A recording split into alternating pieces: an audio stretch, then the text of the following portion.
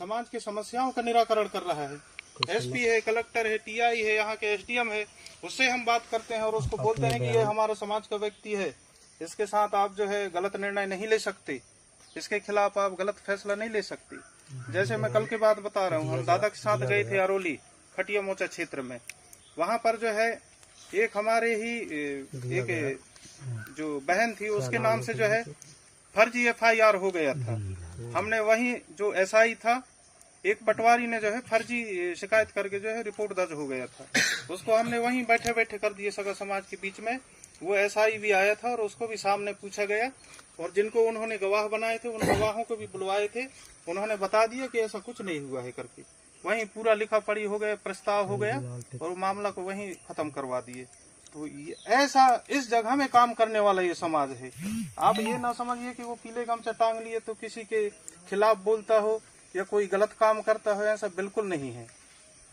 तो मैं अपने बातों को ज्यादा ना रखते हुए, हमारे बीच में हमारे दादा ककोड़िया जी भी हैं, वो भी अपना 2 शब्द रखेंगे और हम यहाँ से जो निवास से भी फोन आ रहा है तो वहाँ हम जाएंगे। आप सभी को सादर सादर से बहुत ज्यादा ठीक है ना।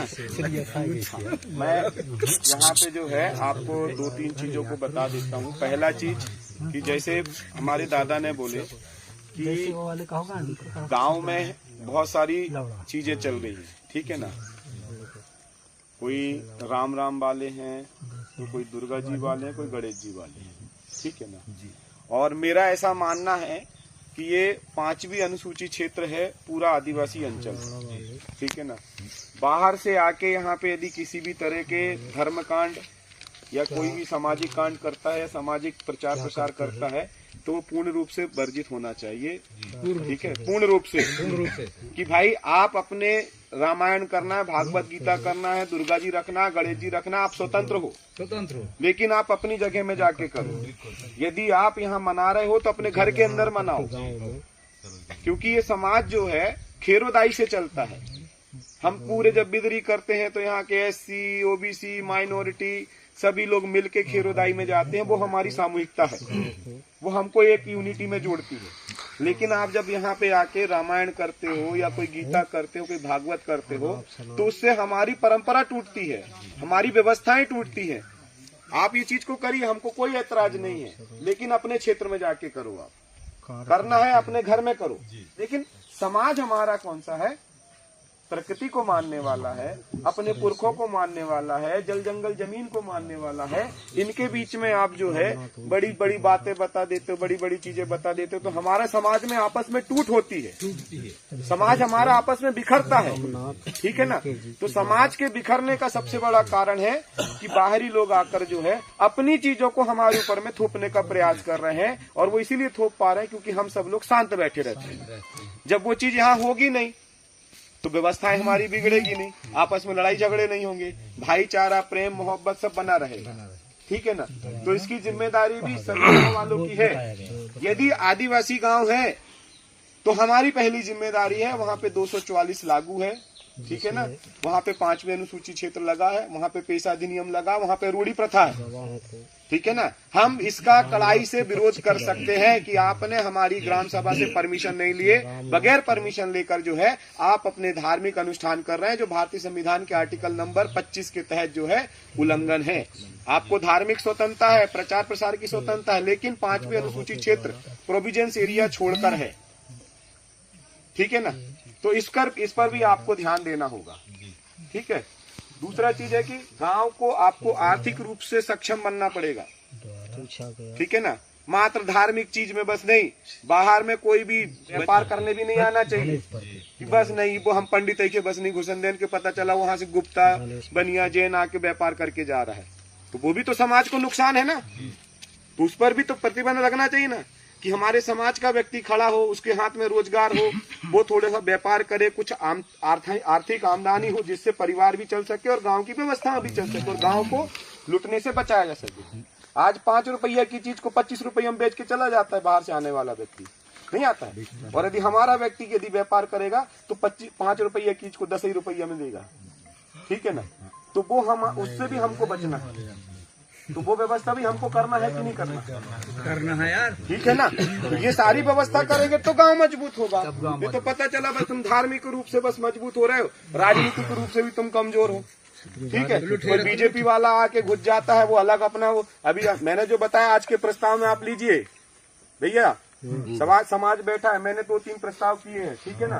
पहला है कि फग्गन सिंह कुलस्ते के ऊपर सामाजिक दंड लगना चाहिए, क्योंकि उसने बोला कि जय सेवा करते हैं और केवा लेते हैं। ठीक है ना। तो पूरे समाज को उसने क्या बोल दिया?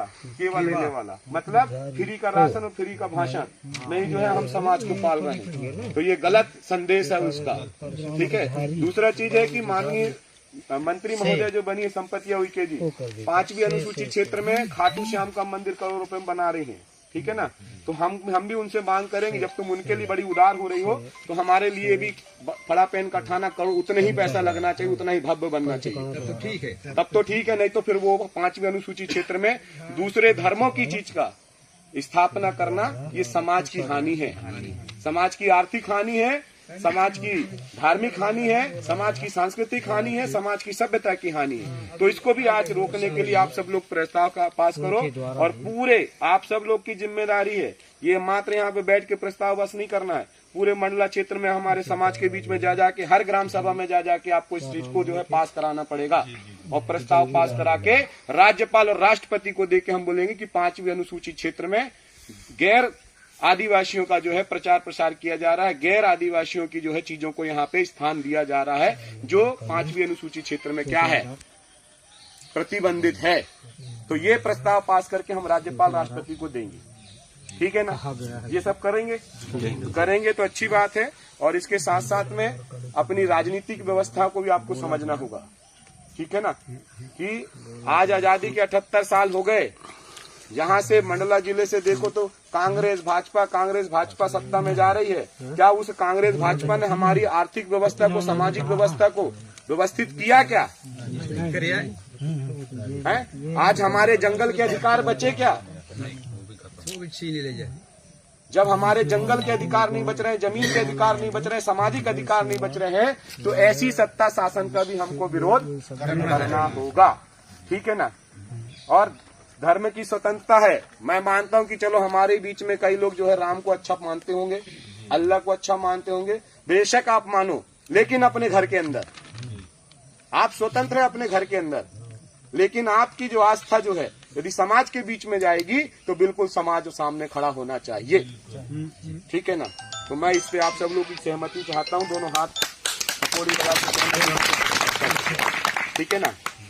और आज जो है मैं इस पे भी मेरा विचार रख रहा हूँ, बाकी निर्णय सभा मंच कर देगी। तो दादा से जो भी गलतियां हुई हैं तो दादा खड़े होके समाज गंगा से माफी मांग दो। और मैं समाज गंगा को भी बोलता हूँ कि पहली गलती है। ठीक है ना। और ऐसी छोटी छोटी गलतियों को माफ करना चाहिए। और एक बात और बोलता हूँ कि सबसे पहले गांव की ग्राम सभा में बैठना चाहिए। यदि गांव की ग्राम सभा ने नहीं तोड़ा, इसीलिए तो इतना बड़ा समाज बैठा है। ठीक है ना।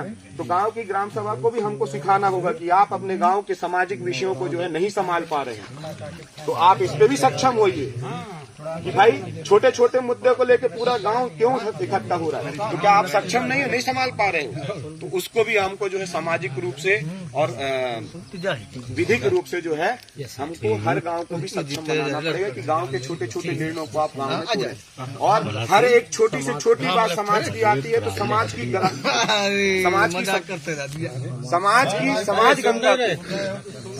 समाज गंगा को हर छोटी छोटी बात पे जो है निर्णय लेना चाहिए, क्योंकि छोटी छोटी बात से ही बड़ी बात बन जाती है। जब छोटी सी बात ही समाज के बीच में आ जाएगी और वहीं गांव में वहां पे सुलह हो जाएगा तो वो समस्या बाहर निकल के बड़ी समस्या नहीं बनेगी। तो मैं इतना बोलकर मेरी वाणी को विराम करता हूं। और क्योंकि मेरा आगे कार्यक्रम है तो मैं यहाँ से निवास प्रस्थान करूंगा। आप मुझे जाने का इजाजत दें। आप सबके चरणों में राधे श्याम का पूजा।